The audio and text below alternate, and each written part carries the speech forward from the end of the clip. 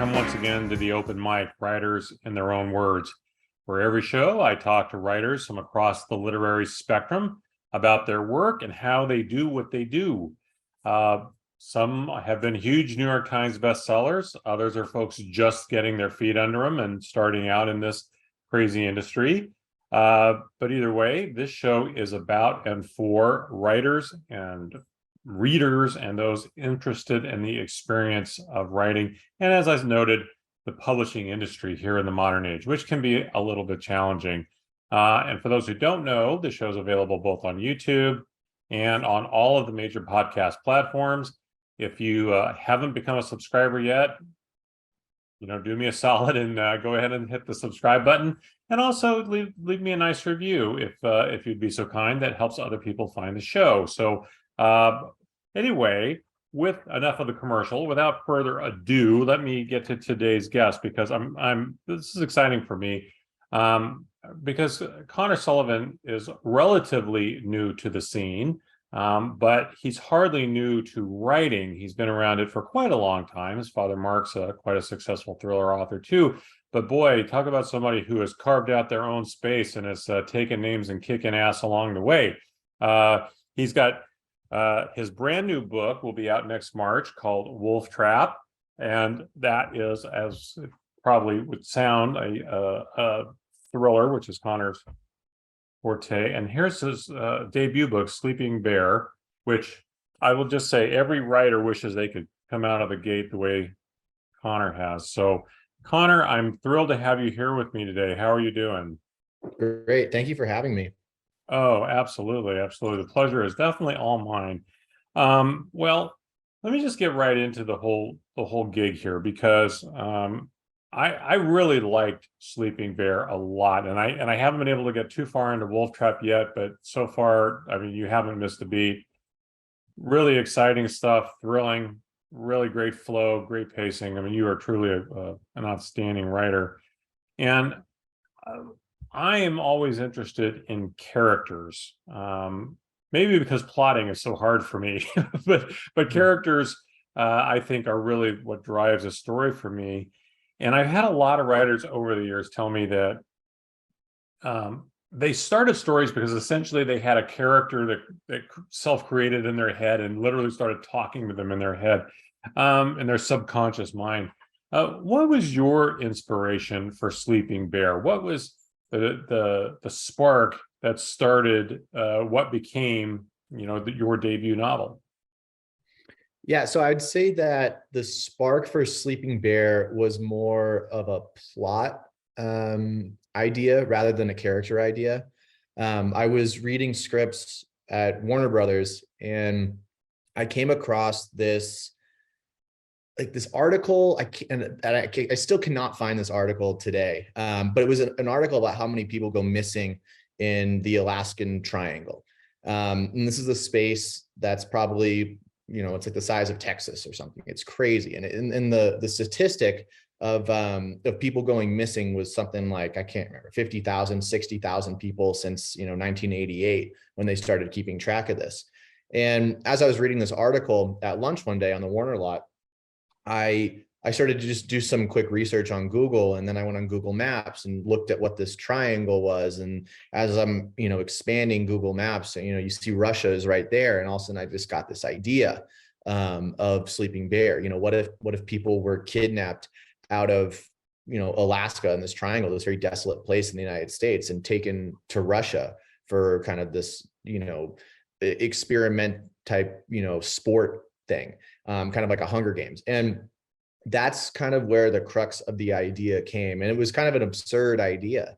One thing I really learned from my bosses at Warner Brothers was try to make something very high concept, especially for your first script, your first book, because you can sell based off that log line. And that's kind of how the idea came. And then from there came the character of Cassie Gale and Jim Gale, who were based off of people that I grew up around in Montana.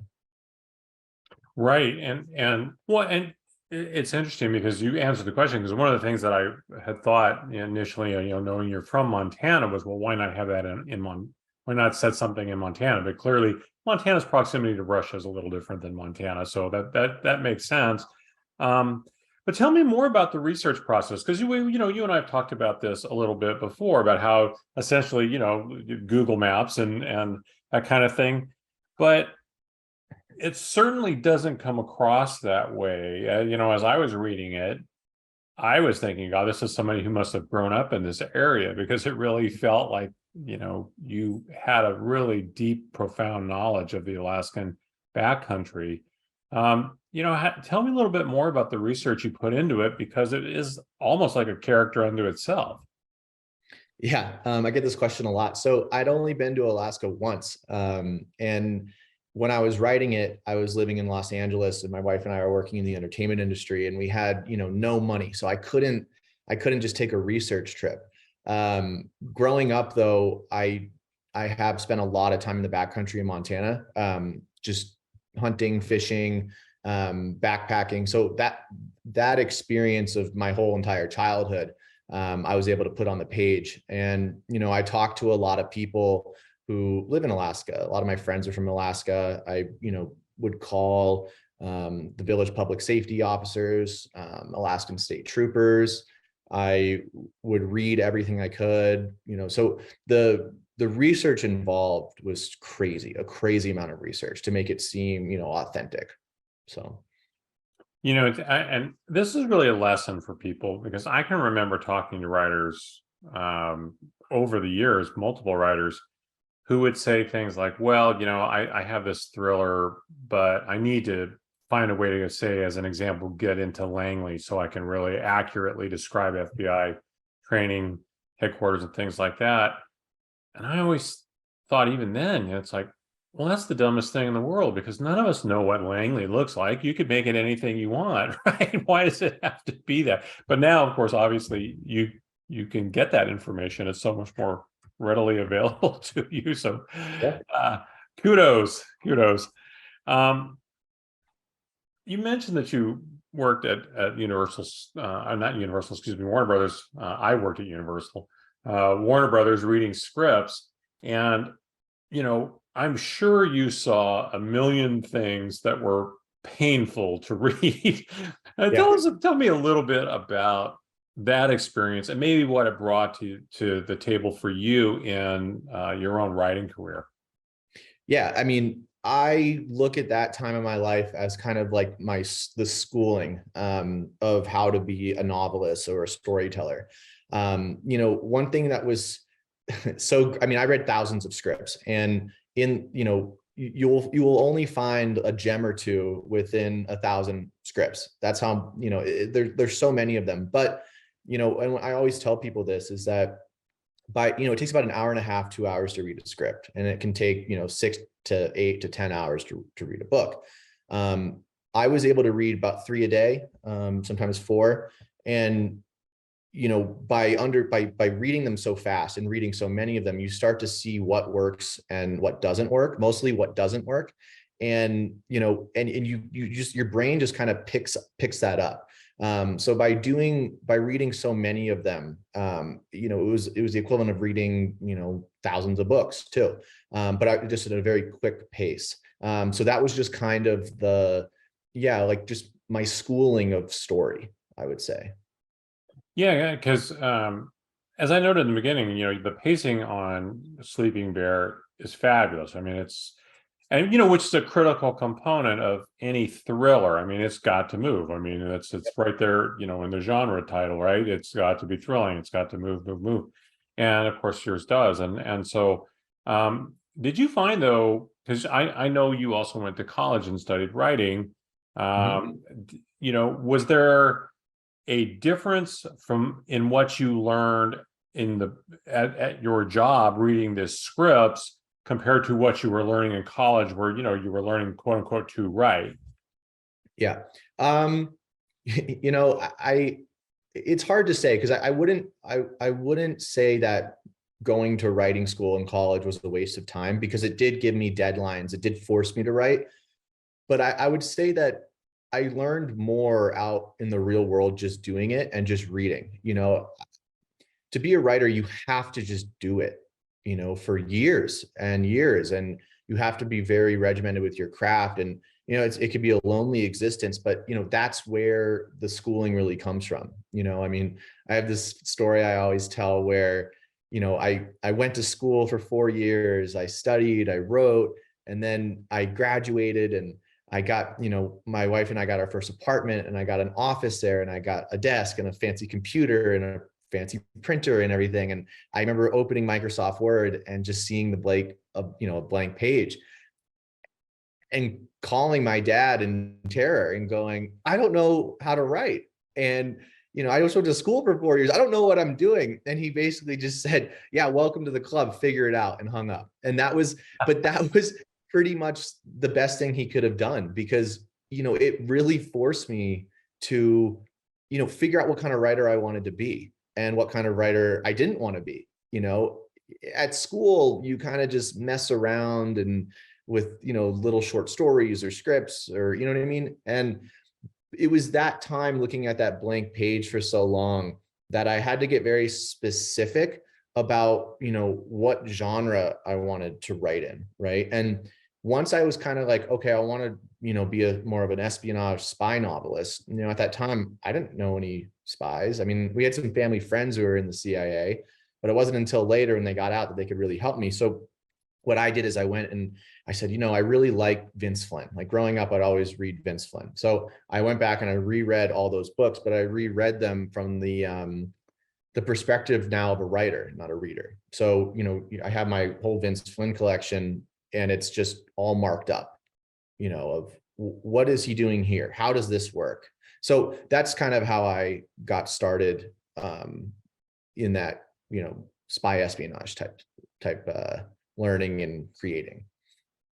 Well, yeah, and I mean, this is something a lot of writers will tell you. I mean, if you're going to be a good writer, you got to be a good reader, and Yep. a critical reader, and, Yep. and in that reading, not just for pleasure, which you can still do, but especially when you're like what you just described, when I read a lot of crime fiction because that's what I write, and I'm looking and seeing, how does this person do that, right? What is that?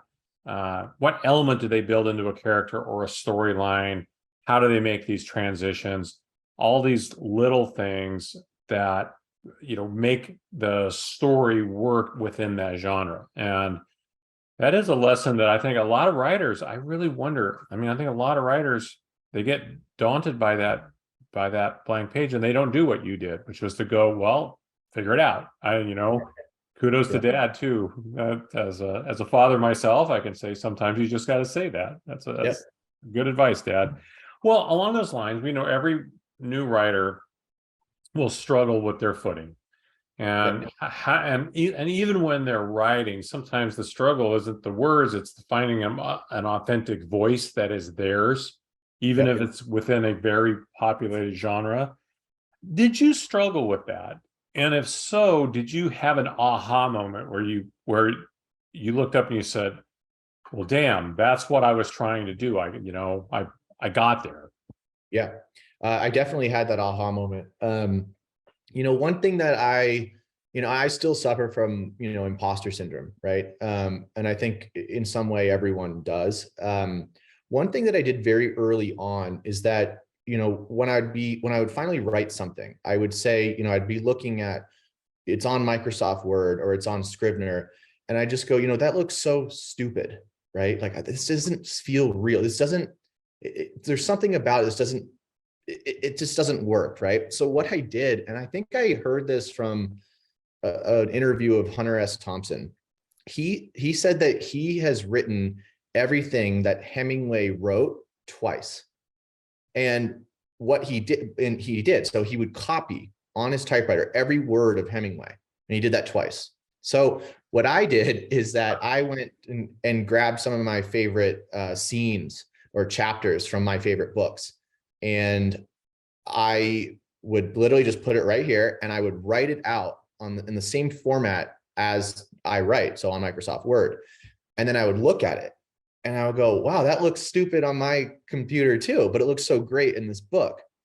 But by doing that, it gave me the confidence, right? Because I was like, wow, that sentence seems a little weird when I write it out, but it looks great in a book. And once I did that, I was kind of like, okay, I can do this. And then, years later, there was kind of that aha moment when I did find my voice. And I kind of went, okay, I think this can work. I think I can be a novelist. But I did a lot of these weird mental tricks, mental gymnastics to kind of get there, if that makes sense. Oh, believe me, it totally makes sense. And it's funny too, because I wonder if you can relate to this. I think anyone who's been involved in this for any length of time, you hear all these tropes and the thou shalls and thou shalt nots, right? Now it's, the industry's over prologues. You don't want to have a prologue, or Yeah. I had an agent tell me one time when reading a mystery, if there was not a dead body in the first couple of pages, she stopped reading. And I thought, wow, okay. I mean, I get you don't need 100 pages of buildup, but okay. And so I think that paralyzed me for a little while, thinking I can't make a mistake. I can't draw outside the lines. Yeah. And then after a while, if you're a critical reader, as you described, I read people like Joe Clifford and Don Winslow, Neil Griffin, and then you realize they blow those lines off of the map, right? They don't do them. They do all these things their own way, and all these things that you're not supposed to do, they do, and it works. And I think, maybe correct me if I don't have your point right, but the way I'm hearing it says, it works for somebody, and if you do it well, it probably will work for you, right? It's just a matter of doing it well. And that's a huge takeaway. A lot of times, like in school, they would tell you these rules, and essentially that's just a load of crap. My job as a novelist, as a thriller writer specifically, is to keep the reader engaged from the first word to the first paragraph to the first page, all the way to the end, right? I don't even think about rules. I mean, I'm writing my third book that I've written right now. I have a prologue in it that's 6,000 words, multiple points of views. And it says prologue in it. But I don't care. I'm there. The structure of my story dictates that I have to have that long prologue. But as long as it holds the reader's attention, it's fine. And my editor always says that. My editor, she's basically tells me, she's like, you can do whatever you want as long as I turn the page, and that's very freeing. So yeah, I don't listen to any of that stuff. Good as for long you. as it serves the story. And you've clearly proven that you can be successful with that. And I think that is one of the takeaways. And that's one of the reasons I appreciate authors like yourself that come on the show. And I try to get to some of these things because, again, I've read a lot of writing books too. I think everyone who wants to write has read all the craft books. And I've read things like that so many times. And then you just think, yeah, I'm never going to be able to do this thing because it's not the story I want to write. And at the end of the day, you have to write the story you want to write. Worry about the genre, maybe, or whatever, all of that. Worry about that later. Write the story you want to write and then figure it out from there. Yeah. You write a really strong female character in Sleeping Bear, Cassie Gale. And this is something that was really always curious to me because, there's been controversy around the industry about men writing women or people of one culture writing characters of other culture. Give me some thoughts on how you approach writing characters that, don't look like you. Yeah. I mean, it always is, it's kind of in the back of your mind while you're doing it. Cassie Gale, for example, is based off of, some women that I know who I grew up around. And, in terms of writing people who don't necessarily look like you or come from a different culture, I think, you can do it, but you got to do so, with empathy. You can't just write, cardboard characters. You really have to understand, who they are as people, who they are as characters. And, their experiences are going to be different from your experiences. But at the end of the day, we're all human. We, share this thing called the human condition. And I think, by doing it with empathy, it usually works out okay. One of the things that also comes with this business is rejection, quote unquote failure, rejection, whatever. It comes in droves. Anything actually creative, we know that is going to be an issue you deal with, and it can be very crushing to creative folks. How do you handle rejection? How has that maybe evolved over the time that you have spent pursuing this career to now? I by going to the school that I went to, and being in the workshops that I was in, here I was, so I got a creative writing degree and a screenwriting degree. In the creative writing world, it was very You have to tell us from where. University of Southern California. All right. I got a really great school. Yeah. And in the English department where I was getting the creative writing degree, it was very literature heavy. So everyone in there, there was only like 20 of us that were selected. It was very, highbrow. And then here was me, right, wanting to write commercial fiction, thrillers, right, which was looked very down upon by some of the faculty and literally all the students. So when I would go into these rooms and they would just trash my work every day, trash it, right? For 4 years. And it was a little bit better in the screenwriting world because it was more high concept stuff. Wasn't so lit heavy. So very early on, I just developed this thick skin because I wouldn't have been able to survive that if I didn't. So now when I got into the world of publishing and Hollywood, I had such a thick skin, because to me, it was like, oh yeah, of course people are going to reject it because you had 4 years of people trashing on every word that I wrote, right? And now it's just, we're in such a subjective business, right? So if 10 people read my book, maybe 6 like it, 4 are lukewarm, or a couple are lukewarm about it, and then a couple of people are just going to absolutely hate it, right? That's fine. This is a subjective business. Again, I write the books that I want to read, and I know that not everyone wants to read these books, and not everyone wants to do it the same way that I do. So you have to kind of separate yourself from your work. And I tell aspiring writers this a lot when dealing with rejection. You aren't your book. Connor as a person is different than Connor as a writer. Because if I connected my ego to my work, and every negative review would crush me, every disappointment of rejection, or an agent saying no, an editor saying no, a publishing house saying a no, like that could really crush you. So yeah, I try to separate that as much as possible.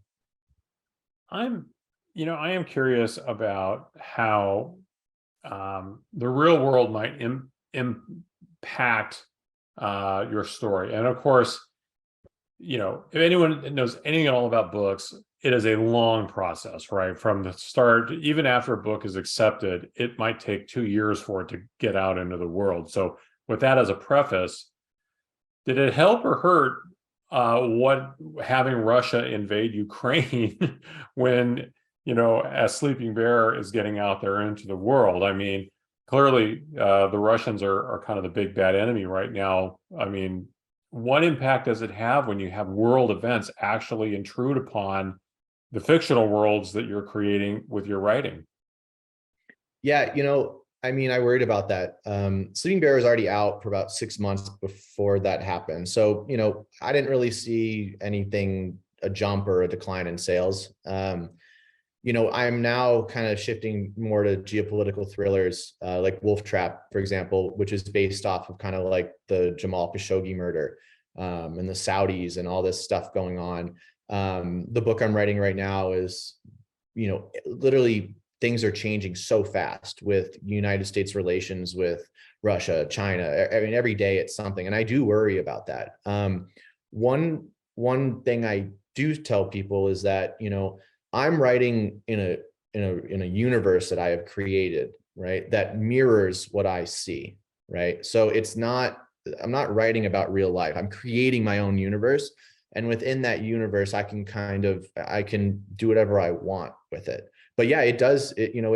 when the headlines are different every day, it does get in my head a little bit about that. But again, I just go back to, this is my universe. So. Right. Um, Tell me a little bit about your writing process, and specifically, there's always two Mhm. trains of thought about whether, you know, you are an outline person or a seat of the pants person. You write some complex stuff. Are you an outliner, or is this something that you just go with the flow from the grain and see what happens? I'm kind of a both. I outline when I need to, and I just kind of go off I pants it when I need to. I do find that I need to know what's going to happen, and I need to know where the chapter is going, where the book's going. So I call it an 80% outline. So I'll outline pretty heavily. And I say, okay, that's 80%, because once I get into the weeds of my story, um, I allow myself, 20% of just kind of, going about the seat of my pants. So I do an outline, but I don't adhere to it as stringent as possible. So I do a little bit of both. A little bit of a blend. I get that. What's more challenging for you then? Is it plot development or character development? Hmm. I would say plot is pretty difficult for me, especially, Wolf Trap is incredibly complex. I hope I'll never write a book as complex as that again. Um, you know, I it was so complex that I was just trying to figure the plot out the whole time, that I did feel, I'm like, wow, I need more character development in this, but it's getting so long, and so I would say that plot is more difficult for me. Um, but again, I'm always trying to up it. So like the next book, which will be a sequel to Wolf Trap, will be very more heavy on character development. Well, all I can tell you is I completely empathize with that, because plotting absolutely kills me. I love writing characters, but plotting is just, if I had hair, I'd be yanking out the roots. But along those lines, so my friend Jonathan Mayberry writes horror thrillers, and he's quite successful at it. And he keeps a lot of scientific people in his circle, and he meets with them regularly. Scientists, all kinds of medical researchers, and he reads all kinds of journals, and stays as up on all of the technology, science, medical advancements that he possibly can. And his theory being that in a plot line, if the elements of that plot line, let's say, 9 of 10 elements are true, are real science that's happening right now in the real world, he can do anything he wants with that 10th one, right? Yep. Anything, because there's such a basis of reality and the rest of it that's a great foundation for him. Do you have any kind of similar philosophical backbone to your work? Any tenet that applies that you say, um, this is my ace in the hole for all my stuff, my philosophy for how I approach writing these stories, regardless of what the story is? Yes, I tend to do the same. I will get very specific on certain things that are real, and show the reader that I have done my research and that I know what I'm talking about. And then when I put something in that is not real, I will also, pretend that it is real, and add the specifics. So, you convince your reader that, this is a thing, and this holds true in the universe that I have created. So yeah, I definitely do that as well. And I love the research process of writing, so much so that it gets in the way sometimes of my writing, that I really have to get to work sometimes. I don't want to keep too long. I only have a couple more, but we've mentioned Wolf Trap. Tell us a little bit about Wolf Trap, because I know it's coming out next March, and I believe on March 14th. But I remember because that's my wife's birthday. But tell us a little bit about the book. So Wolf Trap is about a paramilitary operations officer in the Central Intelligence Agency. I've always wanted to write a book like Wolf Trap, growing up reading Vince Flynn, Brad Thor. I really wanted to, try to do something like that. And, at the time, 10 years ago when I first conceived the character, because it was more of a character conceived novel, I think I had him as like a Navy SEAL, but then, that'd been so overdone, I feel like. And I wanted to write a spy thriller, but I wanted to do something different, not really seen before. And at about 2 years ago, when I really started to get serious about writing this book, some people came back into my life who I've grown up around, who just retired from the Central Intelligence Agency, who just retired, from being a commander of SEAL Team 6. And they're, our neighbors, or are really good family friends. And I voiced these concerns of wanting to do a character like this that hadn't been done before. And that's how I got involved with, this paramilitary operations officer who is based off of some people that I now know.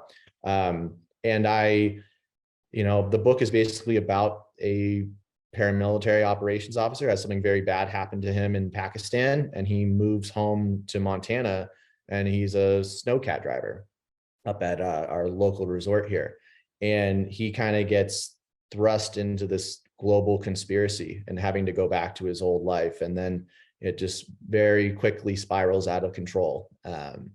So, yeah. Well, that I guess, hey, I've got the book clearly, and I was able to get into it a little bit before the conference where we met recently, but not to the depth of Sleeping Bear. So but I did have a question, because Brian Rome, the protagonist in Wolf Trap, I'm into it enough that I'm liking it, and you got me hooked there. I'm curious though. You noted you're already working on a sequel to Wolf Trap. How about Sleeping Bear? Will we see Cassie Gale appear at any time in a future novel? Yeah, maybe. I wrote it, it took me 5 years to write that book. And when I was done with it, I was so sick of it. I never wanted to see characters or anything related to it again. But, I get that question like crazy from readers and, podcast interviewers, because everyone was like, oh, I want to see this again. So that used to be a definitive no, you will not see them again. But now I'm pretty much open to, one day writing a sequel with her in it. Oh, well, it seems to me, certainly both as a reader and as somebody doing this kind of thing a lot, there's a lot of interest in having not just a strong female character, but a very realistic and used the word empathy earlier, an empathetic character, somebody who's easy to root for. So I think that's probably why you're getting that. I mean, if you're getting that, you hit it on the head, right? So a big compliment. Again, big kudos. You're really good at this. Someone may have told you that. You're doing okay here. I don't know. So one last serious question, then I'll do the close here. But I'm always curious about what kind of feeling you get when you hit the end on a book, whether it's the initial draft, which we all know is probably crap, to that final edited draft, which is the polished diamond from that chunk of coal that you first kicked out. Is it exhilaration? Is it relief? Is it I'm going to go drink a case of beer? What is it that you feel when you hit the end? Yeah, I mean, I always say there are so many ends. I'll finish a draft and I'm like, I did it, and then it's just constant retinkering. You send it to your editor, you do it again, and then you have multiple times from, once your developmental edits are gone, then you got your copy edits, and then you have your second pass and your third pass, and then someone else from the publishing house finds an error here, and then it's just never ending. But I would say that, for me, when I finally send it into my editor, I have it pretty much done. And that is, that's an exhilarating feeling. Usually I'm so exhausted. My eyes are sunken in the back of my head. Like, it's just, I'm working, 16-hour days at that point, and then when it's finally done on I will always send it in on the deadline day, not the day before. It'll always be the deadline day. So yeah, it is. And yeah, usually I will just kind of sit down by myself and, have a glass of whiskey or something, and just, and my head is just, just so spinning. And it's quite the feeling. It's a feeling of accomplishment too, and terror, Right, of course, because you never know how something's going to be received. But Yeah. I will say, as a bourbon lover myself, I have to ask, what's the pour when you celebrate? I usually do Maker's Mark.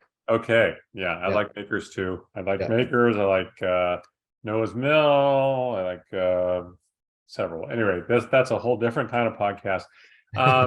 Let me just close with this.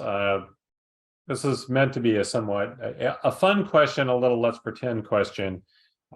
Let's say I had the power to put you together, maybe for a nice glass of whiskey or dinner or a drink or whatever, with one of the following three people. Who would you choose and why?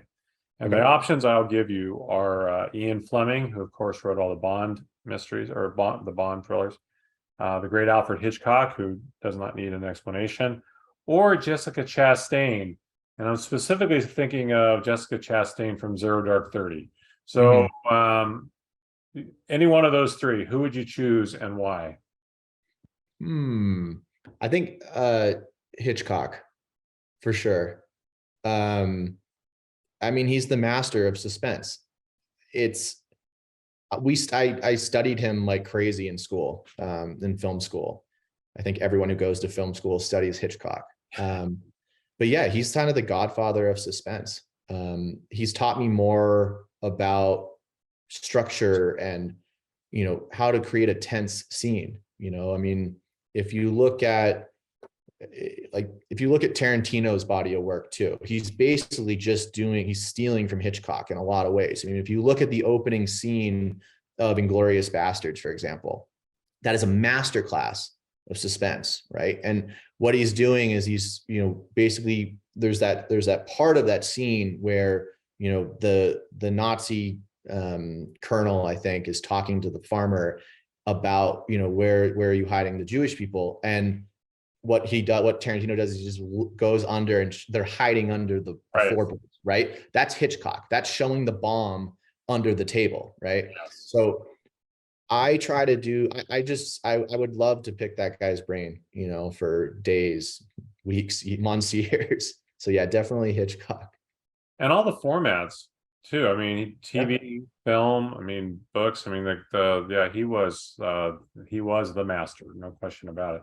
Well, Connor, I would say you're well on your way here I don't know if anybody will ever get to Hitchcock, but hey, I say you're doing okay. I mean, you have nothing to hang your head about. So, hey, all kidding aside, though, really appreciate you coming on the show. Really excited about following your career, because again, you're really one of the real bright young authors out there on the scene. And so I do think a little bit of a quote from Bob Seger one time after Live Bullet and Night Moves and all those big albums in the 70s, and someone asking him about what it felt like to be an overnight success, and he said, great, it only took me 20 years of working day and night 7 days a week to become an overnight success. So it's pretty great. I'm paraphrasing, but I'm sure you can relate to enjoying the fruits of all this from a lot of years of really hard work, and I'll just say it's paying off. So well, thank you so much, and thank you for having me.